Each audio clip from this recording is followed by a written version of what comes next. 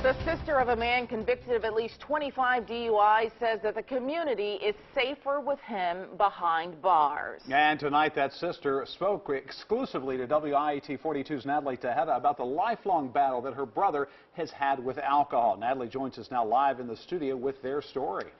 Well, Trent and Sherry, on Wednesday, David Lewis Lane celebrated his 56th birthday. He spent it behind bars just one day after being sentenced to 10 years for felony DUI. I would much rather know where he's at in jail safe and the public is safe than have him out drinking and driving and not knowing if I'm going to get that phone call saying your brother is in the morgue somewhere. David Lewis Lane has a long history and several mugshots on record with the Alabama legal system. Most common charges are driving under the influence and driving on suspended license. The DA believes your brother has at least 25 DUIs.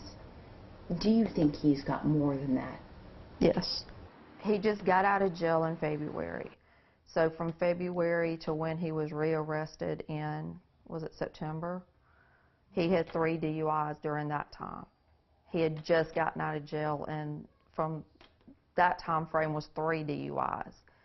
He had spent a year in jail because he had had 3 or 4 DUIs. Nicole says Lane's trouble started in his late teens and early 20s, but in the early days, cops were more apt to just let him go. Then as the family got older, Lane's drinking progressed and the charges began racking up. Most recently, a DUI accident with Jeffrey Densmore. Well, fortunately, when he hit me, he was only going 10 miles an hour making a turn. But I mean, it totaled my car.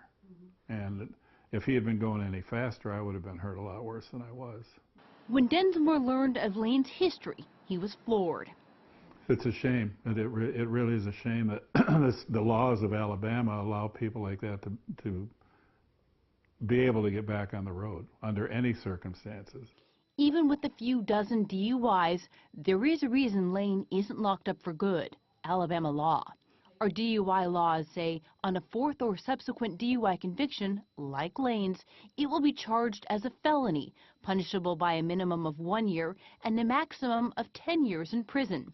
The problem is the Alabama habitual offender law does not apply to these DUI convictions.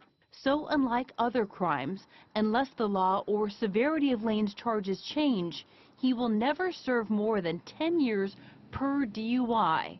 Something that shocks many, especially Nicole, knowing her brother. Do you think if he were to get out in 3 years, that he would hesitate to get behind the wheel of a car again if he'd been drinking? No, because he doesn't see it as a problem.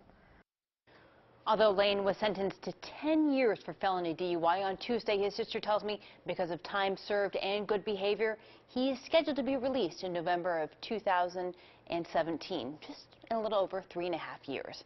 In the studio, Natalie Tejeda, WIAT 42 News, coverage you can count on.